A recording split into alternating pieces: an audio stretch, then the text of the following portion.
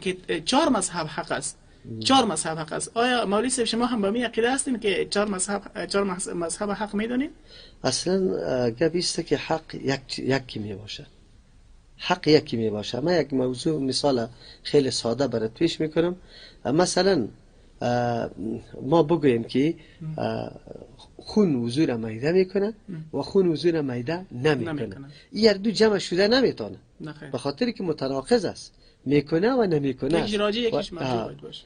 از او خاطر اینجا حتما یکیش حق است و دیگهش نه حق است. بله بله. البته آلی دیده شود که دلیل از کدامش دلیل داره کدامش نداره. از همون خاطر هیچ گوش شده نمیتونه که آلی ما بگیم که 4 تا حق است.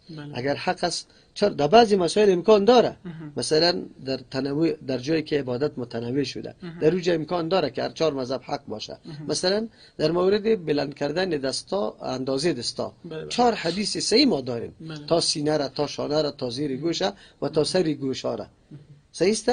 اگر از 4 مذهب هر مذهب یکی از همین چیره صورت ها را مورد عمل خود قرار داده باشه، باز گفته میتونیم که هر 4 مذهب چی است؟ حق است. اما ما صورت های داریم که جمع نمیشه، تناقض واقع میشه. وقتی که تناقض واقع میشه در اونجا حق یکی می باشه نه متعدد.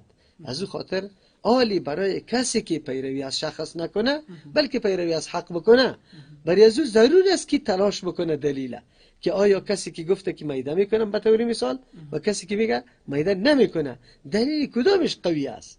عالی بعد هر دلیل قوی برات پیدا شد دنبال از او برو. و این توصیه خود اماما و علما کلشان نمیسته که شما پیروی از چی بکنی؟ حق بکنی، نه از اینکه از شخص بکنی. افسوس است این موضوع بسیار آسان است. یقینا اگر ما از انصاف کار بگیریم و واقعا دنبال حق بگردیم این موضوع بسیار آسان حل میشه. بسیار، یعنی نه تعصب میشه، نه ضد بازی میشه، نه توهین و تعقیر. هر عالم ما که کدام موضوع مسئله را بیان کرده او در جای خود درست است. چرا که پیغمبر ما صلی الله علیه و سلم فرموده که چیسته؟ هر مجتهد خطا میشه و به صواب میرسه. اگر به صواب برسه 2 اجر میبره، اگر خطا شوه 1 اجر الله برش میده. پس خطا شدن یک مجتهد مفهوم از این نداره که او رفت خلاص شد، هلاک شد، تباه شد. نه، او نظر به سند و دلیلی که پیش خود داره همون جانب ترجیح داده، در حالی که جانب ترجیح نمی باشه در حقیقت در نفس الامر. چرا؟ به خاطر که برای یک عالم حدیث ضعیف رسیده، به یک عالم حدیث قوی رسیده، اردو تعارض می باشه، یکیش ضعیف گرفته یکیش قوی را گرفته. در این صورت دیگه تو باید دنبال چی بکنی؟ همون عالمی که حدیث قوی را ارائه کرده همون گپا بگیری. یعنی چقدر خوب است. ولی اینطور شده نمیتونه که در تمام مسائل هر 4 مذهب چی باشه؟ حق باشه. هیچ شده نمیتونه. خب خلاص مفهومی که من گرفتم اگر در یک مسئله هر 4 مذهب حق باشه و پس به هر 4 رأی عمل میشه و این تنوع در عبادت گفته میشه. جزاک الله. و اگر تناقض وجود داشته باشه کسی که حق است او با ترازوی قرآن و سنت طول میشه، شناخته میشه. بله، بعد از او شناسایی میشه و با حق عمل میشه. یعنی تو شده نمیتونه که 4 گپ هر 4ش حق باشه. از 4 گپ من یکیش حق است دیگه. بسیار خوب. مولوی محترم، ما بس سوالات از پیش ما پرسان میکنم، خدا کنه که باعث آزردگیتون قرار نگیره. ان شاء الله ما بسیار خوش میشیم. الله برای شما اجر بده که ما را موقع دادی و ما را در همچون سوالات وقت میدی، به خاطر که ملت ما بدانن که حقیقت امر چطور است. زنده باشه موسی. لطفاً یک سوال دیگه مولوی از شما دارم که از نمی مثلا اعمالی که اهل مذاهب، اهل 4 مذهب، چون پیشتر شما گفتین که ما 4 مذهب قبول داریم و تمام علما و تمام اتما از پدرای خود میره شوندیم، اما درسای ابتدایی را که الف ب ت س را که در مسجد میخواندیم و مولان بر ما میگفت که 4 مذهب حق است، این بر ما میگفت. پس شما هم میگه گفتین که 4 مذهب حق است و به حقانیت از مسلمین اتفاق دارن، امت مسلمه اتفاق دارن.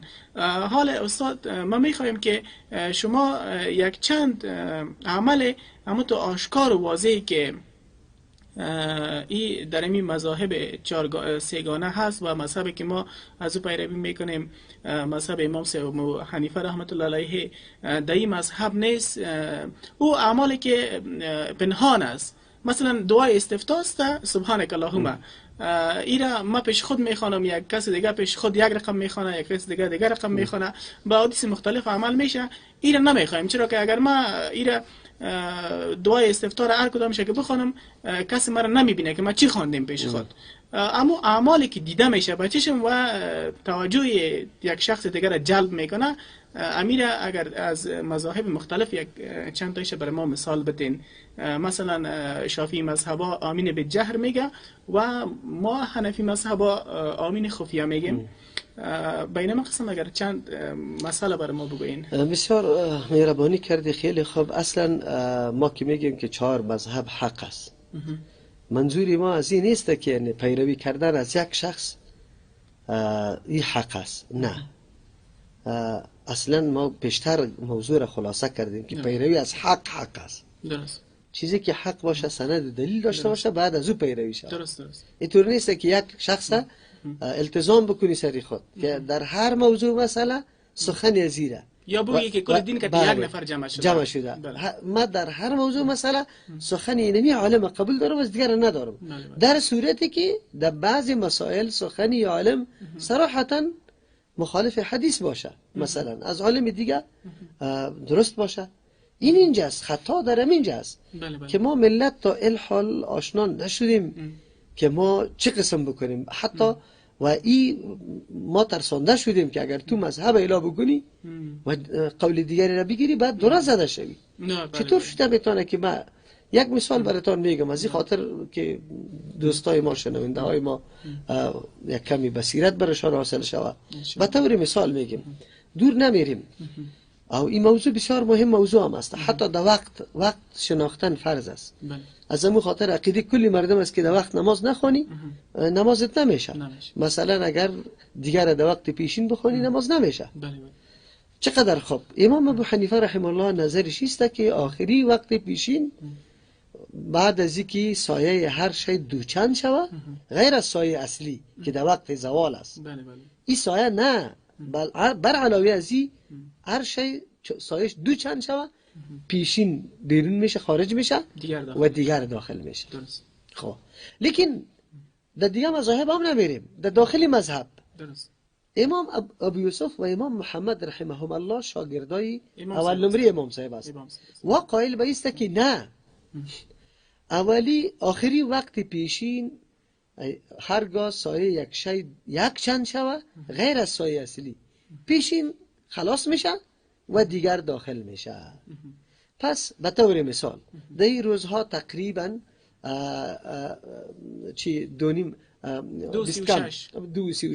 20 دقیقه کم 3 مثلا یک آدم نماز خوند، در حالی که سایه از یک چند زیاد شد اما دو چند نشده تالیره. به نزد امام ابو حنیفه رحمه الله نمازش نشد، چرا که نماز بی وقت خوند، دیگر داخل نشده و خونده. لیکن شاگرداش میگن نشد. درست. مارسی محترم، این دیدی که موضوع چقدر مهم موضوع است، لیکن نظر از دو علماست. ولی یک سوال اینجا پیدا میشه که امی امام ابو یوسف و امام محمد رحمهم الله اردویشان چرا امی قول استاد خود محکم نمیگیره و از قول استاد خود دفاع نمیکنه؟ کدام دلیلی که امام صاحب برای وقت بیان کرده که بعد سایه هر شی دو چند شوه، اما دلیل محکم بگیره و سر از استاد باقی بمونه؟ چرا استادشان هم است و تقوا، دیانت، علمیت، همه مسائل استاد برای از او معلوم است، از او معلوم است و بعد به هیچ وجه مخالفت نکنه. لیکن سوال است چرا مخالفت کرد؟ بدیهی گپ است که هر کس میگه به خاطر که برای از یاد دلیلی مخالف قوی معلوم شده، دلیل اونجا اضافه است.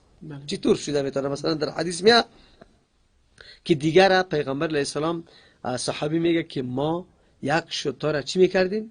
ذبح میکردیم، 10 حصه تقسیم میکردیم، باز یعنی ون میکردیم، باز او را پخته میکردیم، میخوردیم، باز هم میرفتیم در عوالی مدینه و آفتاب هنوزم سفید میبود، یعنی به زردیم گرایش پیدا نکرده بود. آیا اگر سایه هر شی دوچند شوه دهی سرحد میشه؟ قطعا نمیشه.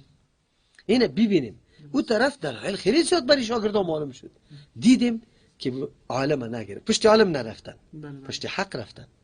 مولوی صاحب محترم، سوال اصلی اینجا بود که شما از اینمی مذاهب چارگانه نمیگیم، چرا که مذهب امام صاحب میگذاریم، دستی مذهب دیگه بعضی سنت های یا مستحباتی که به او عمل میشه و بسیار آشکار است و برای ما جالب است و تا هنوز او را ندیدیم. او را اگر بر ما مثال بتونید که یک شما براتون مثال دادم که آمین به جهر گفته میشه. بله. اصلا ما سنت هایی که مثلا در مذاهب دیگری هم هست اما در مذهب ما نیست، مثلا مذهب ما نیست. بله. ما در کتب فقه ما ثنا یعنی دعای ثنای دیگری برای ما نگفته، تنها یک سبحانك اللهم را گفته، بالکل به حدیث صحیح ثابت است، نو ثنا است بالکل. اما پابندی و التزام کردن هم یک دعا ای را لازم دانستن که یک دعا خوانده شد اینا آمده. نه این عملی هست که دیده نمیشه، یک عملی که دیده شد. خیلی خوب. بله. عملی که دیده شد مثلا رفع الیدین است. درست. آدم که در رکوع میره بعد دستا را بالا کنه و بعد از اینکه از رکوع بالا میشه. این در 3 مذهب دیگری است. البته در یک قول امام مالک رحمه الله هم نیست، اما دیگه کلیشون قائل به اینه که مذهب، بله، حنبلی مذهب و مالکی مذهب اونا رفع الیدین میکنن. بله، ما رفع الیدین میکنیم. خب مولوی صاحب سوال دیگه است، وقتی که اینجا یک کسی رفع الیدین میکنه، چرا برای گفته و چرا از سوال نمیشه که برادر محترم آیا تو شافعی استی، آیا تو مالکی استی، آیا تو حنبلی استی، که مستقیما بر از القاب دیگه داده میشه، مثلا بر از گفته میشه تو وهابی استی، تو کافر استی، این چی عملی بود که تو انجام دادی؟ چرا مولوی صاحب شما هم همت رو میگین یا نه؟ الله متعال نکنه، اما خو همیشه فضل الله سبحانه و تعالی مسجد ما خیلی مشهور است در کمپنی و روزهای جمعه الحمدلله از دور جاهای دور مردم میاد، خصوصا ام مردمایی میاد که و به مو مذهب خود خیلی پابند هستن. یعنی امرای ما اعمال ما را انجام نمیده، رفع الیدین نمیکنه، دستار سری سینه بسته نمیکنه. یعنی مولوی صاحب شما خودتون رفع الیدین میکنین؟ ما خودم رفع الیدین میکنم. درست. مولوی صاحب شما به کدام مذهب هستین از این 3 مذهب؟ ما خو چون بیشتر گفتیم که ما پیرو حق هستیم، پابند به یکی از علما نیستیم. ما فقط دنبال حق میریم. شده میتونه اون حق یک مرتبه قطعی امام ابو حنیفه رحمه الله باشه و یک مرتبه دیگه با کی باشه، امام مالک رحمه الله، یک مرتبه دیگه با امام شافعی رحمه الله باشه، یک مرتبه دیگه با احمد ابن حنبل رحمه الله. شده میتونه در چارش نباشه، بیرون از در چار باشه.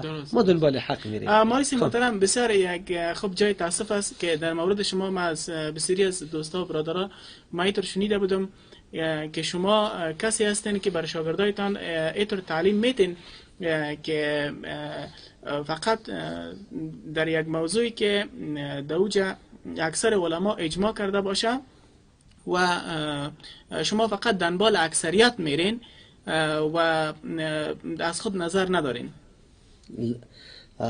کلا و حاشا، این خود جمهوریت است، دنبال اکثریت رفتن. ما ایرا الحمدلله در ترجمه در هر جا رد کردیم. ما دنبال حق میریم ولو که یک نفر عملی کننده، یک نفر هم عملی کننده از این نباشه، فقط حق واضح شوه، سند داشته باشه، ما دنبال از اون میریم. ما اینطور نیستیم که بگیم نه اکثریت است یا علما سرش جمع شده، به چی نداریم. منظور ما است که هر جای یک موضوع مسئله دلیل داشته باشه ما امور عملی میکنیم. خو موضوع سابق مان که تو گفتی که یک عملی آشکارا مثلا سنت هایی که به دیگه هست و ما عملی نمیکنیم، مثلا تعدد دعاها در نمازهای فرض، در رکوع، در سجده.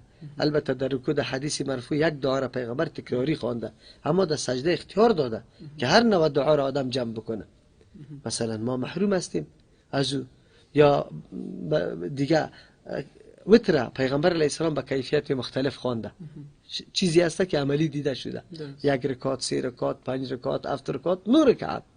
اینالی ما فقط التزام است چند کردیم از 3 رکعت، اونم به یک شکل که در حدیث مرفوع ممی شکل وجود نداره. حدیث مرفوع دیگه ما امیر التزام کردیم، در حالی که پیغمبر علیه السلام به اشکال مختلف خوانده. از او خاطر ما تلاش میکنیم که عمل کردهای پیغمبر علیه السلام به اندازه وسع توان خود عملی بکنیم. تشکر مولوی محترم.